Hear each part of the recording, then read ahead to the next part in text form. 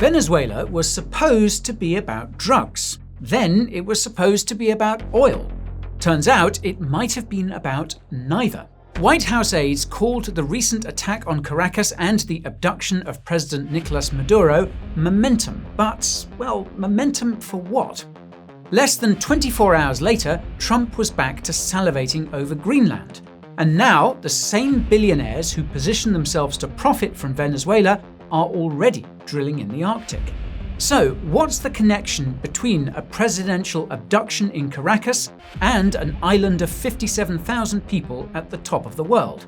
And is anyone even pretending they can stop it? My name is Guy, and this is Coin Bureau Finance. So, the new year started with a bang, or rather, many bangs, as the US sent more than 150 aircraft to attack Venezuela, killing around 100 people and seizing President Nicolas Maduro and First Lady Celia Flores, who were blindfolded and taken to New York. You'll recall that this was justified in advance by the US as a campaign against, quote, narco-terrorism. Previous indictments released by the Department of Justice accused President Maduro and his government of being members of an organized crime group called the Cartel of the Suns, an international threat that needed to be neutralized. Critics said that this was a pretty flimsy pretext for an attack, not least because the Cartel of the Suns didn't exist. But they were wrong. In 1993, the former head of the Drug Enforcement Agency told CBS how the CIA recruited Venezuelan military officer General Ramon Guillen Davila to help them traffic 22 tons of cocaine from Colombia into American cities. The CIA referred to their asset as the leader of the Cartel of the Suns. After being exposed on national television, this Cartel of the Suns then lost its utility to the CIA and disappeared for 3 decades, only to be resurrected by the US when it started targeting Venezuela again in the 2020s.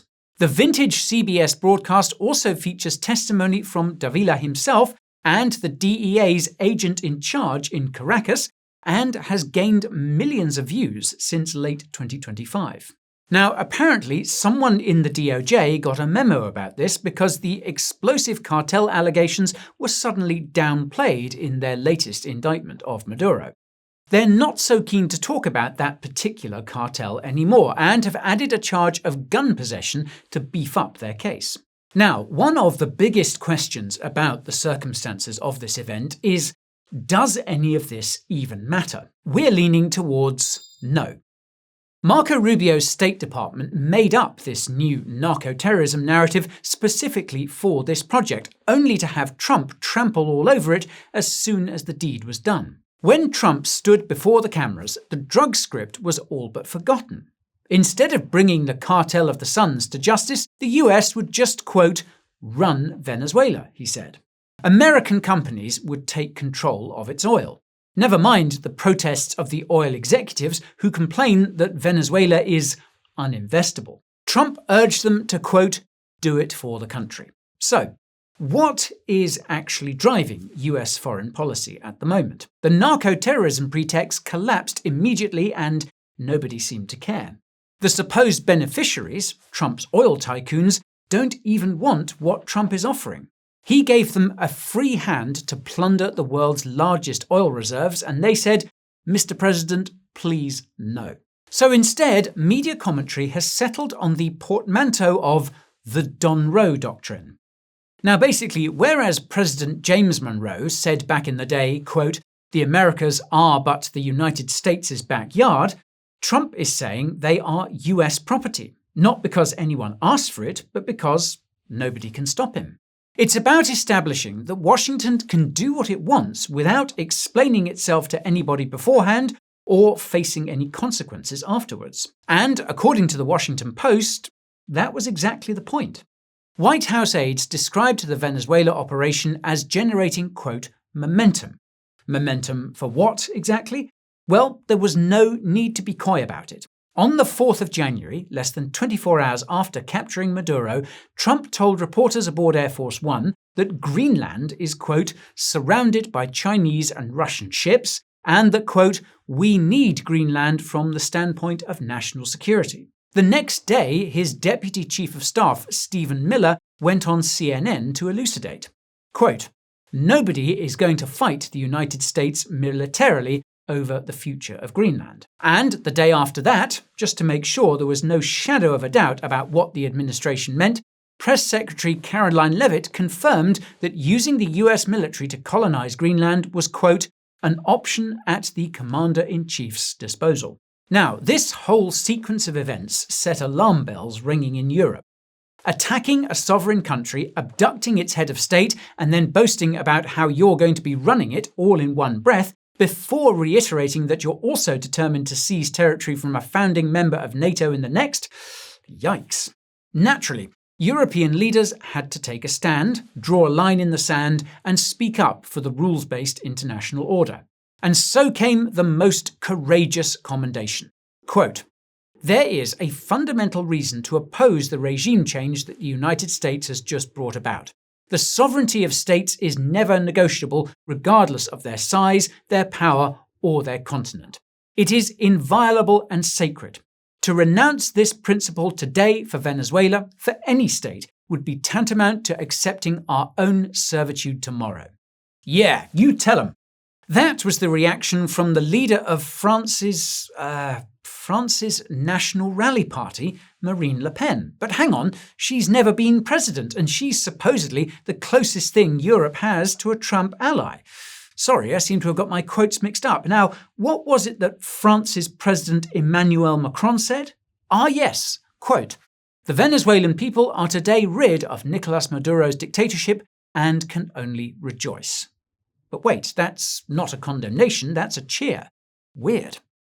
All right, let's go next door. How did German Chancellor Friedrich Merz speak out in defense of national sovereignty? Well, he said, quote, "The legal situation is complex. We are taking our time to consider it." Well, that doesn't bode well for Denmark. Okay, let's try the UK. Prime Minister Keir Starmer stood up for his principles loud and proud. He said, quote, "The UK has long supported a transition of power in Venezuela. We regarded Maduro as an illegitimate president and we shed no tears about the end of his regime." Are those the principles Greenland needs right now?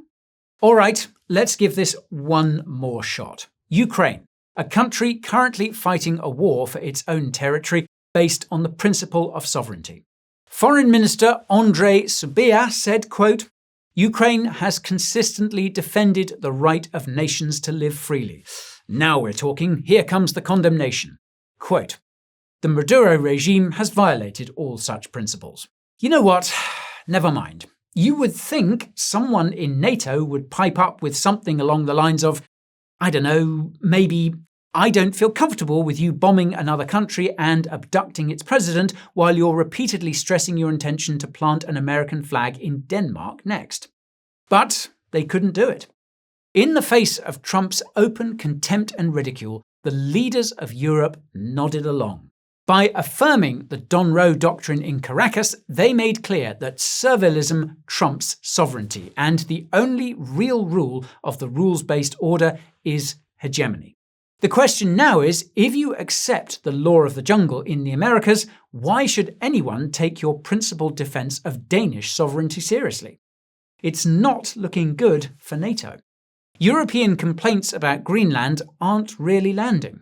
And there aren't any credible obstacles in Washington's path. And by the way, if you want to stay ahead of all the market volatility we're about to see off the back of these machinations, we put together a weekly newsletter breaking down the biggest stories in global finance. We've also secured some exclusive finance-related deals for viewers of this channel, and you can find out more using the link in the description or by scanning the QR code. The newsletter's free and the deals are exclusively for our viewers.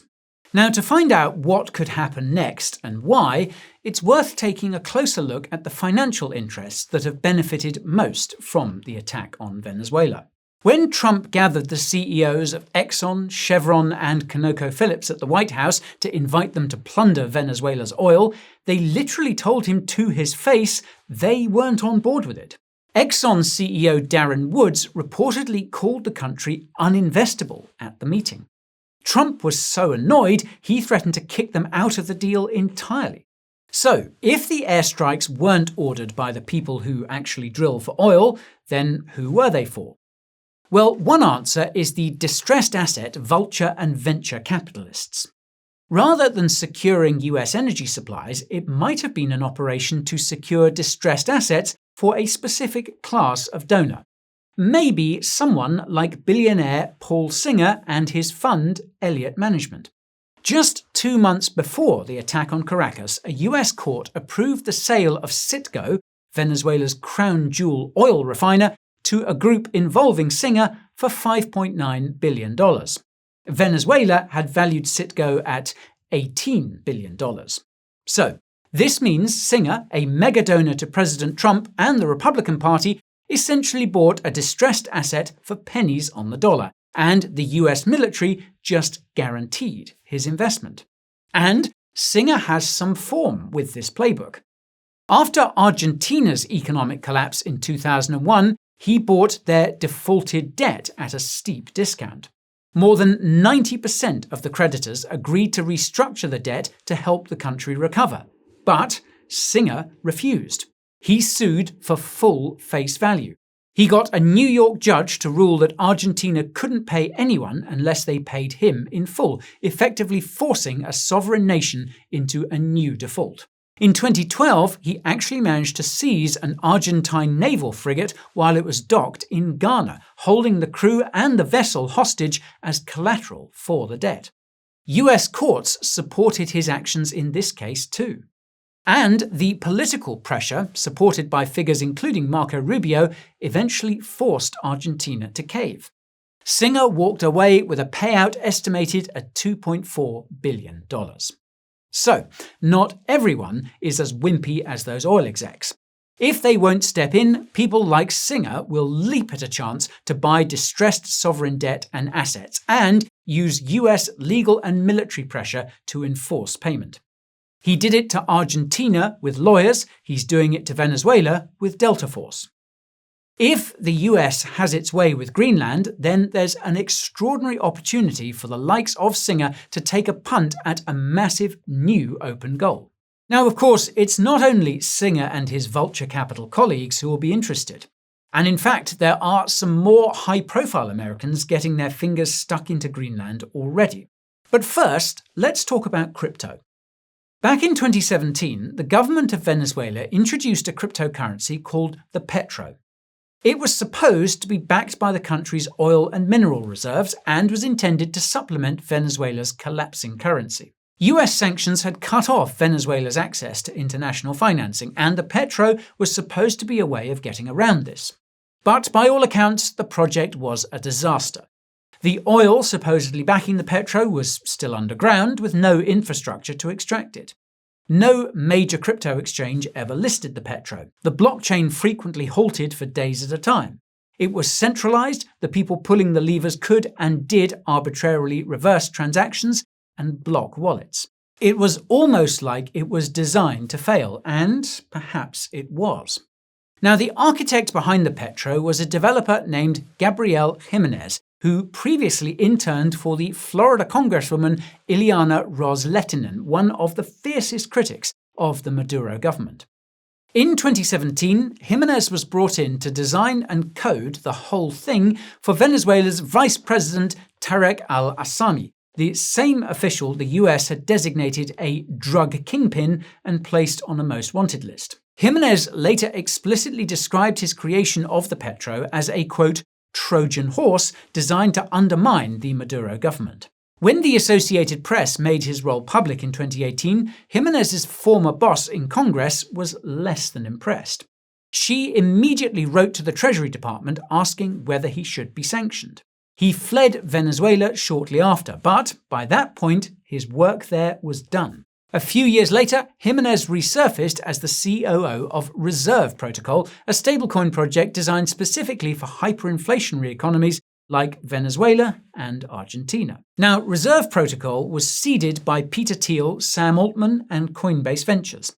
So, the backers of the Trojan horse developer came directly from the highest tier of Silicon Valley power brokers. And now they're funding his punt at selling a lifeboat to capture capital flight from Venezuela. In this sense, they're playing a game of geopolitical arbitrage, shorting the chaos of the old world. And where might they belong? Well, what do you know? It's Greenland. The same syndicate of billionaires is now pouring cash into a pincer move to corner part of its territory and natural resources.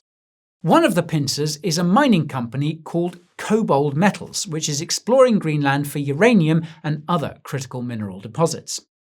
Cobalt is backed by Sam Altman's Apollo Projects Fund and A16Z, the primary backer of Coinbase, alongside the likes of Bill Gates and Jeff Bezos.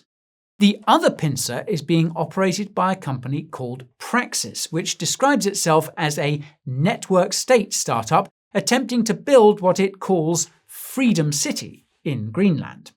Now, this is an attempt to execute the idea pitched by Balaji Srinivasan, partner at A16Z and former Coinbase CTO, in his book The Network State. Srinivasan posits a new model for statehood, where you build a community online, gain millions of followers and billions of dollars in collective wealth, and then you crowdfund a piece of physical land to move there. Praxis was founded by one Dryden Brown, a former competitive surfer who describes himself as a, quote, hero futurist, someone who believes that Western civilization is collapsing due to a lack of vitality and beauty. His vision for what he's calling a freedom city is modelled on the aesthetic of a new Roman Empire with neoclassical architecture, but built by coders. Praxis pitches its product not just as a place to live, but as a, quote, returns-focused corporation where the residents are shareholders. They want no income tax and a deregulation zone where AI, biotech and crypto can be developed without guardrails. And to build this, Praxis has so far raised over $500 million from Peter Thiel, Sam Altman, Balaji Srinivasan, crypto VCs Paradigm and Bedrock, as well as the Winklevoss twins. Now, at this point, you might be wondering, if they want to do the back to Rome thing, then why Greenland? Well, they did try the Mediterranean, but they found it too crowded and legally complex. Also, global heating is making the Mediterranean a less hospitable environment. Greenland, on the other hand, is set to become the new temperate zone. It's also sparsely populated, massive, and resource-rich. And of course, Greenland is geographically isolated. So, if you're worried about global war, pandemics, or social unrest, like the civilizational collapse they predict, then Greenland is the ultimate fortress bunker. Brown has publicly stated that the Freedom City is intended to be a, quote, proving ground for a future colony on Mars, aligning perfectly with the timeline imagined by SpaceX and Elon Musk, who is also connected to this same circle of investors. So, while Cobalt Metals works on digging up those resources, Praxis wants to be the first new settler colony to stake a claim on the Earth's future habitable zone. In 2024, Dryden Brown travelled to Greenland's capital to meet with Parliament and pitch them on what he called a subarctic enclave or terraformation sandbox, a city that would pay Greenland massive rent in exchange for sovereignty. The proposal involved a tokenized ownership model where the Greenlandic government and citizens would share equity in the city alongside the Praxian founders. However, Greenland's Prime Minister Mute Egede was having none of it. He said, quote, Greenland is ours. We are not for sale. Well, we'll probably find out sooner rather than later whether or not the Trump regime will be able to show him the error of his ways. Now, of course, prime ministers come and go, but a more permanent problem is local opposition. Greenlanders tend to see this as some kind of crypto-colonialism. They spent decades trying to get autonomy from Denmark, so they're not about to hand it over to a bunch of American billionaires. So Praxis and its backers likely know they won't get full sovereignty immediately. Instead, the first step is a special economic zone. If they can get a 99-year lease on a peninsula in Greenland with its own civil law for contracts and finance, they win. They don't really need a flag at this stage, they just need a jurisdiction. They need a place where kobold can mine without environmental review and where the likes of Reserve Protocol can bank without SEC subpoenas. Now, we don't have to move far to circle back to the Trump administration's designs on Greenland. Trump's pick for ambassador to Denmark is Ken Howery. Howery co-founded a venture capital firm with Peter Thiel and is a longtime friend of Elon Musk. So, the man who will be leading negotiations over Greenland's future is in cahoots with the same investors trying to build a network state on the island. So, how do they actually pull this off? A military invasion of a NATO ally would be messy even for Trump. Buying Greenland outright keeps getting rejected. But there is a third option, and we think it's most likely to be Washington's next move. In 2009, Denmark passed the Self-Government Act, which grants Greenland the right to declare independence via referendum. This means the US doesn't need Denmark's permission if Greenland votes to leave first. So, step 1, independence referendum. Step 2, Greenland signs a compact of free association with the United States, the same arrangement Washington has with Micronesia and Palau. America provides defense and funding, Greenland provides access and resources. Copenhagen gets bypassed entirely. And to sweeten the deal, reports suggest the administration is considering direct cash payments to Greenlandic citizens, somewhere between $10,000 and $100,000 per person.